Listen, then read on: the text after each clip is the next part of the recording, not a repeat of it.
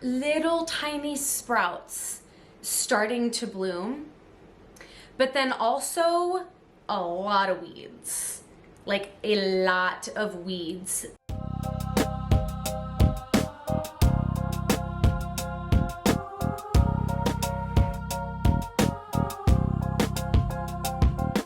Hello, Zaia, the Oracle here with the April 2023 Oracle Report.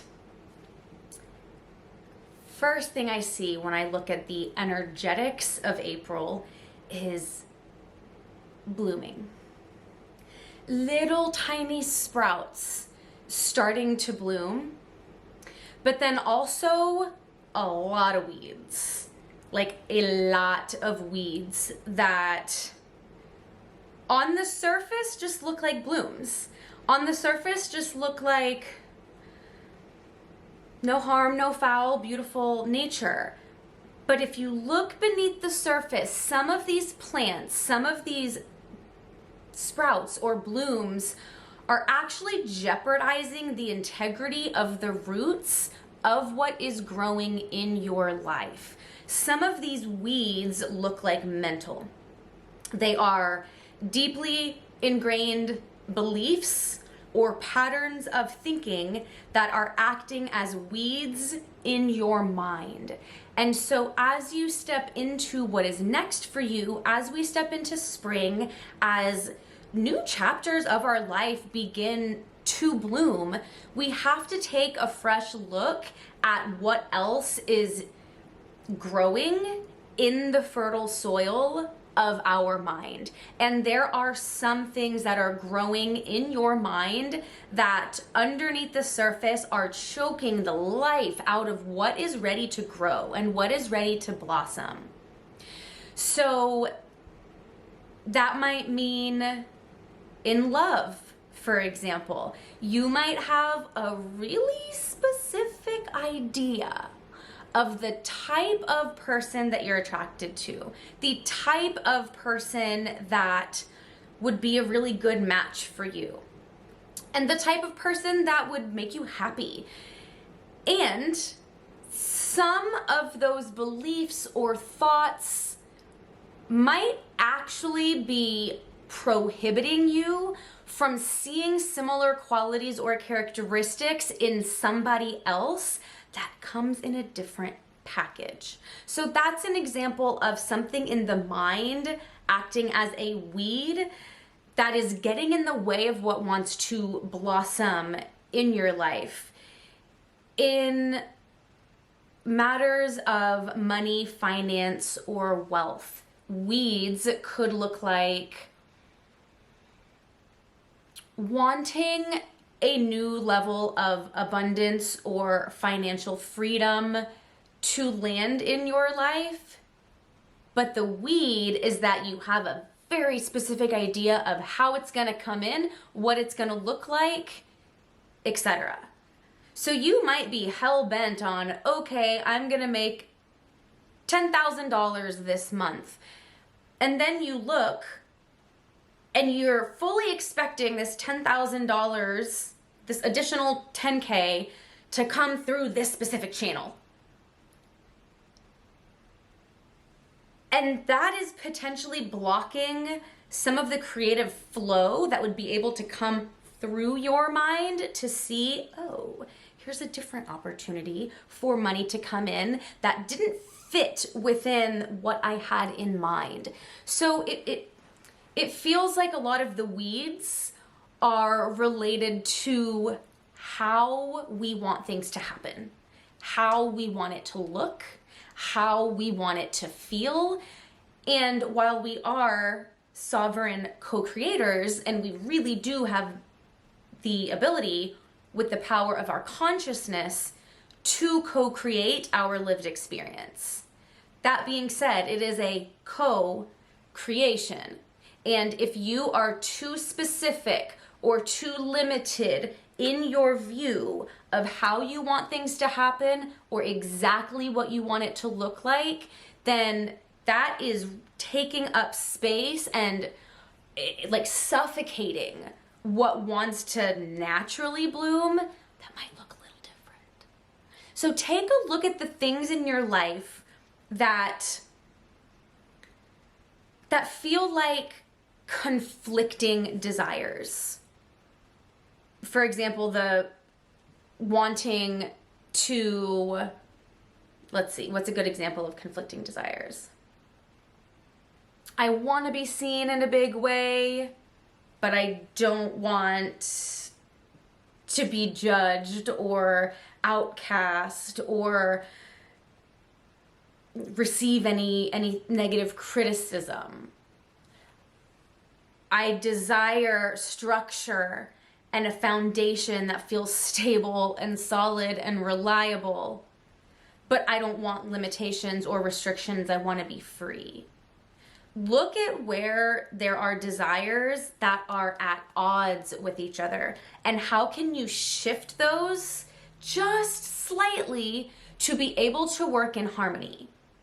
I see them like puzzle pieces. If you have a desire that's a puzzle piece and another desire that's a puzzle piece, and right now they don't fit. They can't fit. But if you turn this one just a little bit, or you turn this one just a little bit, then they can come together and they can work together, and both of those desires can coexist in alignment with an outcome, with what you are wanting in your life. They can come together to support you rather than holding conflicting desires that feel like resistance in your life. So notice anywhere that you feel resistance in your life, or you keep hitting a wall. It's showing you where you can fine tune your belief system, your perspective, your emotions, and it's where you can bring a little bit more consciousness to the situation, to your desire. Because it's just showing you where there's a little piece that's unconscious. And since it's unconscious and you're unaware of it, it's operating behind the scenes, and you don't see that it's conflicting with the rest of your desire, the rest of your vision, the rest of your alignment. Anything else on that?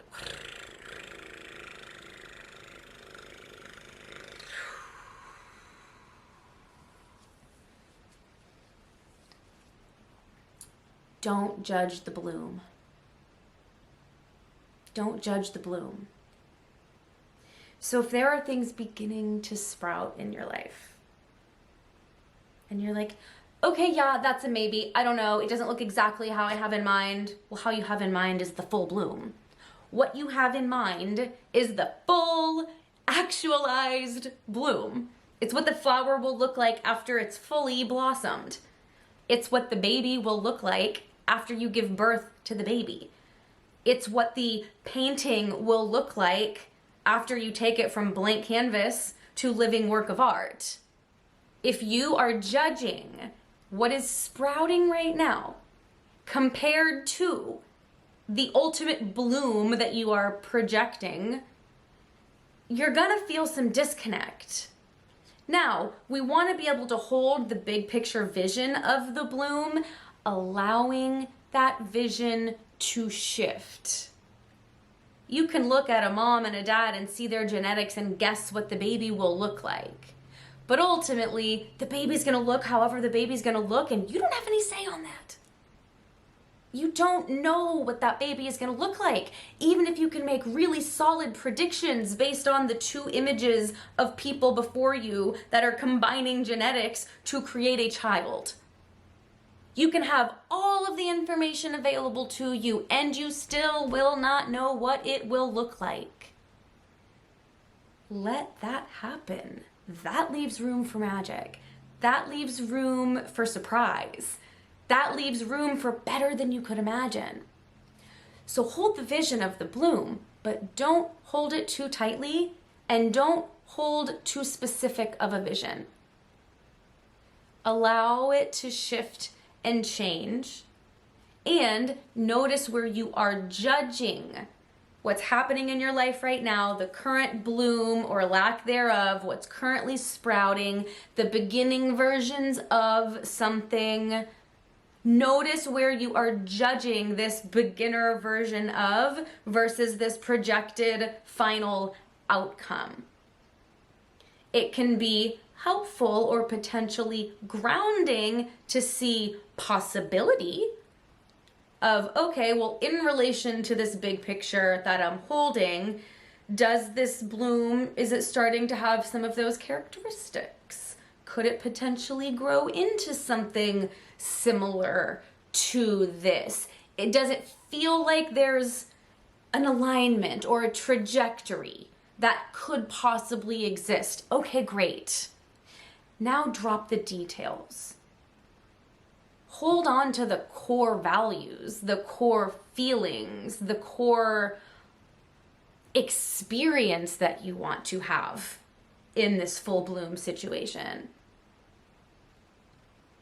But those are the only energetic threads that make sense for you to hold on to, because from those energetic threads, everything else can blossom as it will. So if you know you want a sense of joy, you want a sense of service, you want a sense of creative expression, you want a sense of deep, deep soulmate love, those are specific energetic threads that could be considered colors in the painting. You know that you want these certain colors in the painting. You know that you want these specific feelings to experience in what it is that you're creating. Great. Let the rest define itself. You can see with what is sprouting, yes, there's a little bit of this color, a little bit of that color. Okay, cool, we're doing it. And it might cross-pollinate with something else and turn into something completely different. But let that happen too. There's just this really big sense of letting go of control and surrendering to how this next season of your life wants to go. And there's this sense of magic, of let your story tell itself. Like, let yourself live your story. Just let it be a good story. This is a really good time to cultivate deeper presence.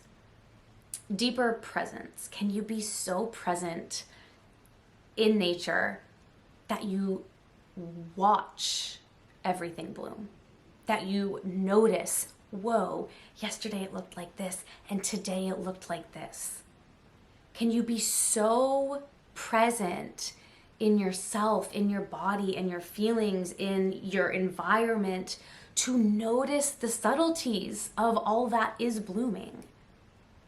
Because it is from that deeply grounded state of awareness that you witness the magic, that you see it, that you sense it, and then you open yourself up to more of it.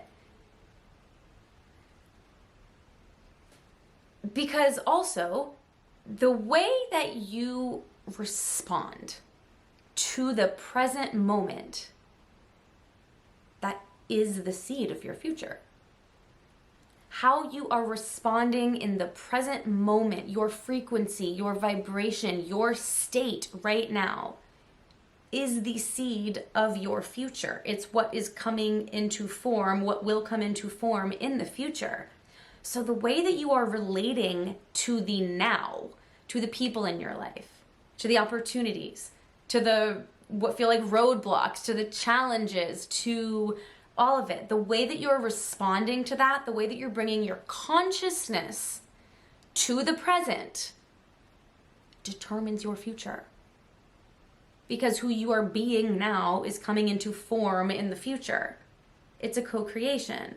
So that's not to say, oh, I'm in a bad mood, I can't be in a bad mood because that means I'm going to create a bad mood in the future. No. Feel your feelings. Be present with the bad mood instead of trying to escape the bad mood. Just be so present with what is, with what you're feeling, with what you're desiring, so that you can become aware of any conflicting desires. Because the blooming is starting to happen. It's gonna happen fast, and we have to let life take on a life of its own, the way that it naturally wants to live through you, and the way that the next chapter wants to be written through you. So let it be fun, but also really look at where you are at odds within yourself, because oh cool, it actually looks like if you hold these conflicting desires for too long, they're gonna manifest in a fork in the road, like two different paths, and then you're gonna have to choose.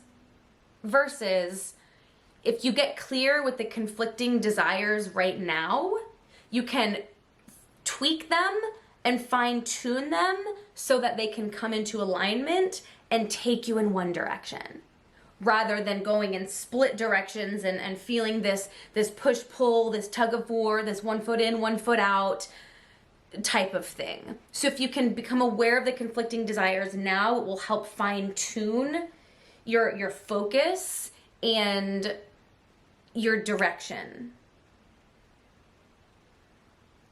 Okay, I'm hearing it would be wise to not chase immediate return. It would be wise to not chase immediate return. There are some things blooming in our lives right now that are a bit of a longer term game. They might start blooming in this season, but their full bloom isn't this season. Their full bloom might be this season next year. So let everything come to life in its own divine timing, and don't be fooled by chasing immediate return. I'm seeing another kind of fork in the road. There might be something that you desire and you could go this way and it feels like a immediate quick return. Yes, I'll get what I want, or I'll get some of what I want. And then there's another way that it's not as immediate of a return, but it is solid and it is stable and it's a longer term game. So just be aware of time pressure, of wanting to make a longer term bloom really quickly, or vice versa, because you can still let some of the longer term things bloom without trying to force it into an immediate return. So for example, if you're going a different direction in business, or you're wanting to open up a new revenue stream, or apply for a new job, change careers, anything like that,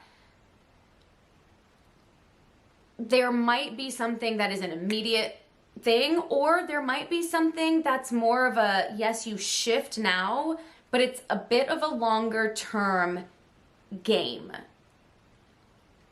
So if there's an opportunity that's, here's money right now, or we're going to build a little bit more groundwork, but then it's going to be a system for more amount of money to generate itself, like consistent revenue stream.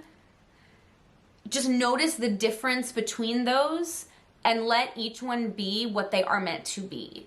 And if you don't know that at first, it's okay. But just know that there are some things blooming that are a quicker return, and there are other things blooming that are more of a longer term return, and both are valid, both are necessary, and be aware of any weeds of the mind that are trying to force one into the other. Another example is love. If you are calling in your soulmate, partner, love of your life, which I know a lot of people I work with are, don't be too quick to see if the full bloom of the sacred union, partnership, relationship that you desire doesn't look like what it is with this new person right away. Like, just be open to things blooming the way that they will. Maybe this relationship will bloom into that, and it might look completely different than you have in mind, or maybe it won't. But if there's still a curiosity, there's something you want to explore. Do that as long as you feel like there's something blossoming, without needing to put it in that category. So we could look at this in several areas of our life. What else? Okay, so we were talking about presence. Bask in the perfection of all that is right now. That is how you cultivate presence. To bask in the perfection of all that is right now. Your rage, perfect. The sunshine, perfect. Everything in your life, perfect as it is right now. Just bask in the perfection of all that is right now. That is a way to cultivate deep presence and cultivate a sense of satisfaction where things are right now. Because if we are constantly striving for the next thing, the next thing, the next thing, the next thing for a sense of satisfaction, and we are not satisfied right here, right now, then the seeds that we are nurturing of the present moment is that of unsatisfaction. So even when you reach that next thing or that next thing blooms, you won't feel satisfied, because that's just a future now moment. So really cultivate a sense of gratitude and awe and perfection of all that is right now. And let that be your grounding cord. Let that be something that anchors you in the present moment. And that'll help get us out of the way to let things bloom the way that they want to bloom. And then trust the plan.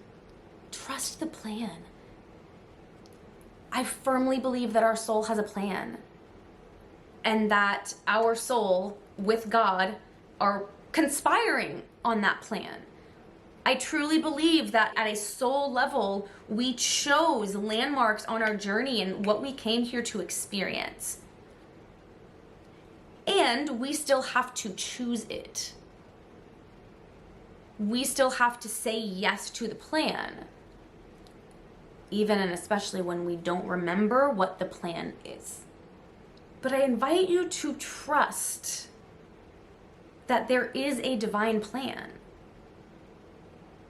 and that you trust yourself to surrender to it. And it might not be in the timing that you want. It might not look exactly the way that your mind has projected, but it will be perfect, exactly the way that it is.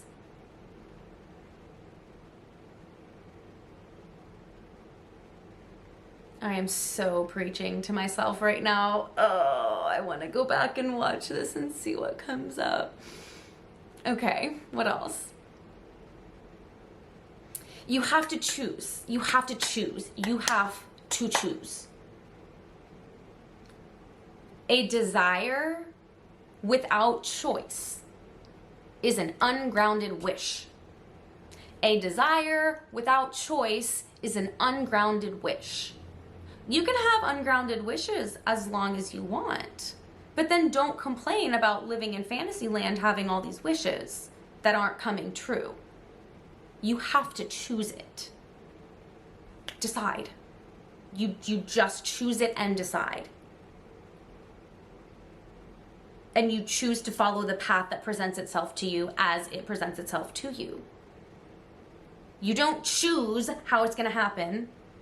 You don't choose every minute detail of what it's going to look like when it comes into form. You choose what you genuinely desire, and you choose to follow the path to let it unfold. You choose to claim that that is what you desire. You choose to take the courageous, vulnerable action to do what needs to be done in order for that to bloom. You choose to take the scary step when you don't fully know where it's leading. You choose. You choose to hear the voice of God. You choose to hear the voice of your higher self. You choose to hear the voice of spirit and to feel intuition in your body and to listen to your gut and take action.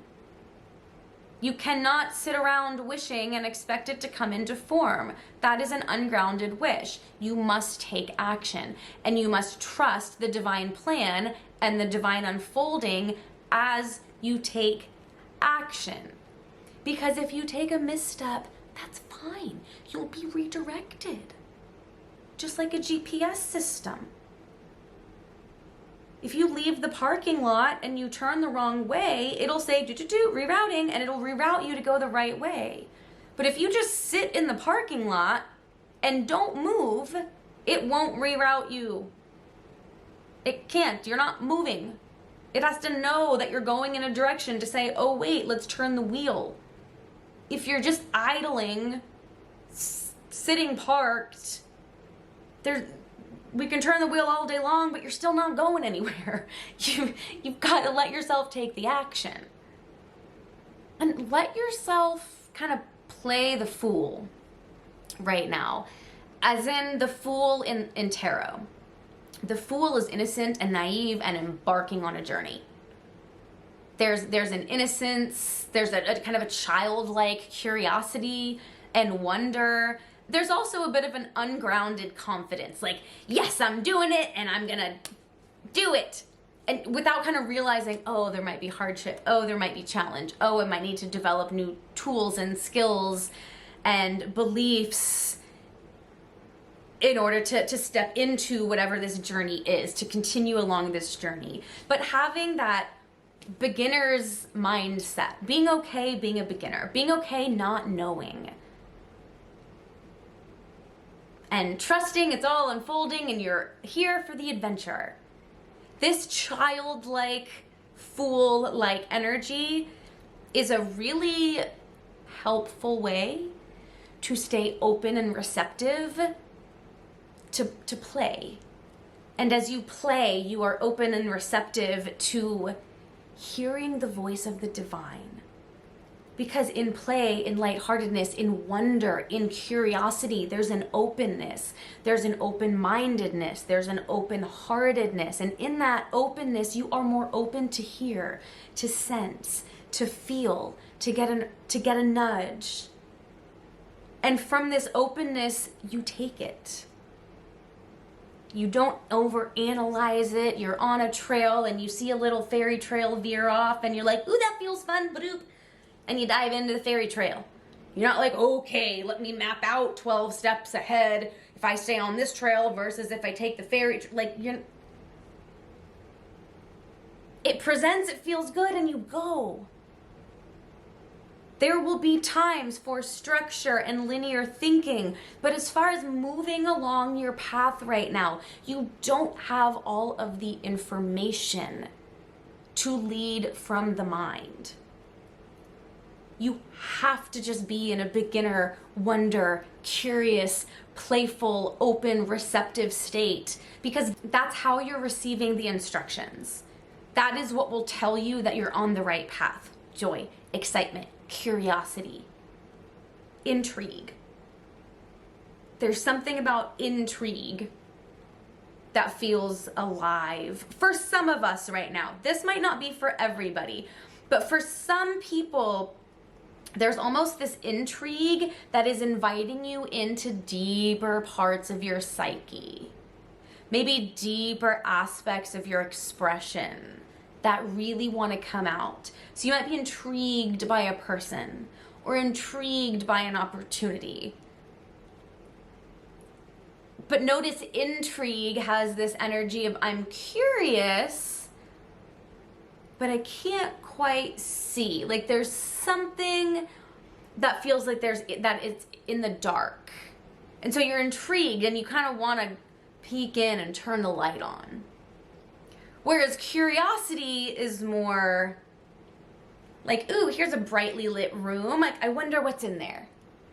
It's like curious, curious, curious. It feels more light. Whereas with intrigue, it feels like there's a shadow aspect there. There's something in the shadow that you can't quite see or you can't quite feel, and that's why you're intrigued about it. So let that intrigue call you in to see what's there, because it's likely showing you something within your own psyche that you haven't seen, or an aspect of yourself that hasn't yet fully been expressed. But there's something that you haven't been able to quite touch or see in whatever this person, place, thing, opportunity is, and there's an intrigue there.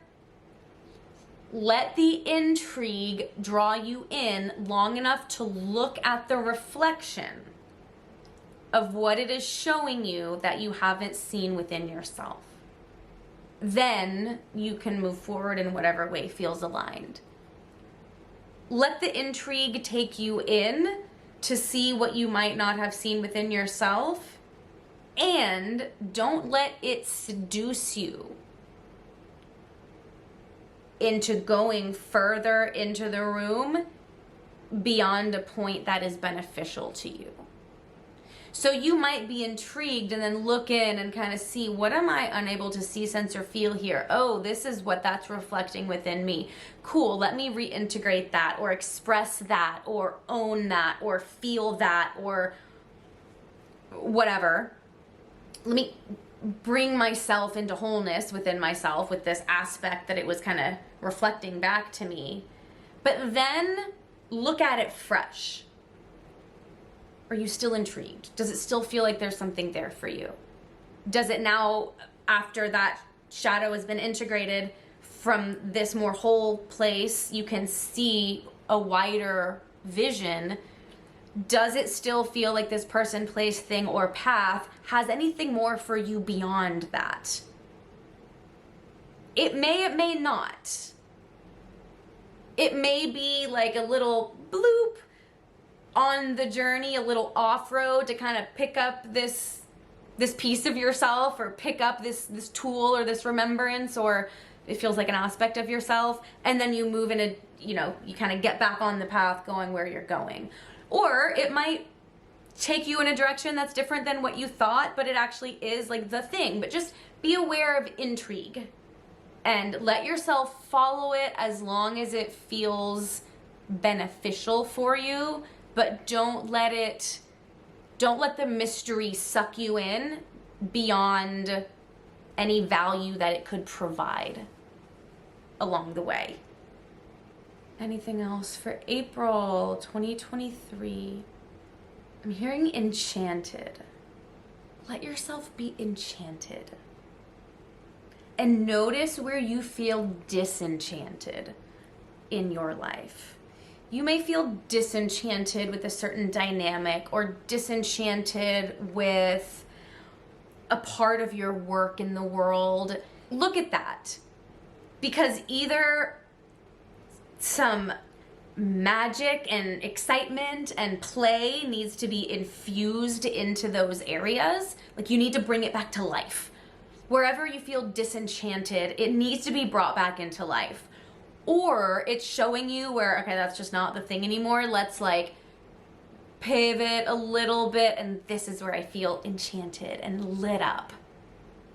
Because a big part of our reason for being here is to light up the world. And we light up the world by lighting up ourselves, by being in joy and pleasure and enchanted with life and with nature and with all that is.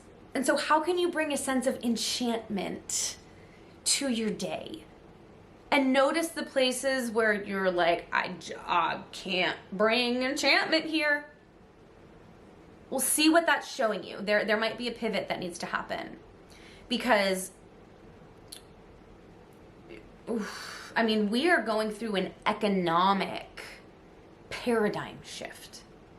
Not just April of 2023, but now and into the future. Like, we are going through not only a consciousness shift, but along with that, an economic paradigm shift. Currency is changing. Industries are changing. There are industries that will crumble and die and be a thing of antiquity, and there are new industries being born. There are big pivots happening. So if you feel called to learn a new skill, to take up a new hobby, to go to lunch with this person, to anything that sparks curiosity, follow it. Because as things begin to bloom, they might bloom in a different direction than you had in mind. And we have to let things pivot. We can say all day long that we want to live heaven on earth and we want to live in the new paradigm and a world that is lovely and peaceful for all. Well, that's going to require change. That's going to require change, and it's going to require pivots. So some of us, this is not for everybody, but some of us are going to go through changes, and that might be career, that might be skill sets, that might be just ways that you are called to show up in the world. So let things change, let new things come into your life so that the transition can be more seamless. So for anybody who's like in a job that they don't feel a soul connection to, and you're like, all right, I did not come here for this, but what do I do? How do I serve myself? How do I serve the world? How do I do it in a way that feels good to my heart and soul? Let yourself be in that open, curious energy and follow your curiosities, even if it doesn't seem related at all. Because for some of us, we need to get into more of a state of play and lightheartedness and creation in order for these ideas or these directives to come through. So if you're too rigid in your thinking or in your process and you're like, oh, I really want to take pottery, but then you don't do anything about it. Well, sitting at the pottery wheel in this meditative state, in a grounded, creative process, that might be the state of consciousness that you need to be in to receive the intuitive insight or have the idea or just be in the vibration of where it is you're wanting to go. So don't let the mind pigeonhole you into where you spend your time and where you invest your energy right now. Anything that piques curiosity or joy or play or excitement or creative flow, any type of flow state is going to really support you right now and be your best friend.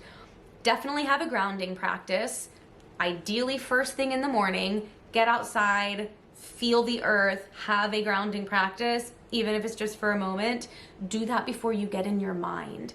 Then, after you ground, open yourself up to possibility and play and curiosity and basking in the perfection of all that is right now throughout your day. And that will really put you into a powerful, energetic state to take the path of least resistance through all that is blooming in your life. Whew. A few journeys in the Living Library that would support you this month are cord cutting. So as you notice weeds in the mind, you can do a cord cutting to really let go of anything that might be a conflicting desire within you. That would be a really good one. I did it last night and the night before. I just feel so buzzy and tingly and free and delicious when I do it. So cord cutting is a good one. Future self integration, I probably mentioned that one several times, but it is so powerful. And as we go into this blooming, the stepping into what's next, it'll help. The future self integration can help clear any energy that feels like resistant, kind of clearing those weeds, and then integrate with that future self that you're stepping into. So it's really bringing that into the present moment in your body. It is a powerful one. So future self-integration is also in the Living Library. And Money, Mania, and the Media was last month's live channeling call for the Oracle Collective membership. The membership has the Living Library, the live monthly channeling calls, and a community to share your questions and receive support and all that jazz.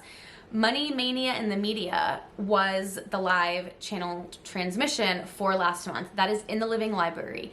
I highly recommend you watch that. It's a really grounding perspective on money, on finances as we go through this economic shift. We talk about some industries that are going to be really thriving in this new paradigm, and I've gotten a lot of really good feedback that it really helped anchor a positive perspective around money. So definitely go see that if you have any money stuff coming up.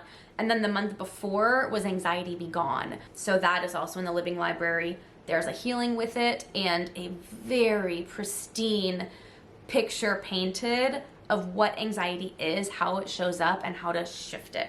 So all of those I recommend in the Living Library in the Oracle Collective membership. The link is below if you would like to join. I would love, love, love to have you. And what else? I think that's it. If this resonates with you, if this was helpful, please like and share this. I love reading your comments, so let me know what lands for you and how this is showing up in your life. And subscribe so you don't miss a video. I will see you next time. Happy April 2023. Bye.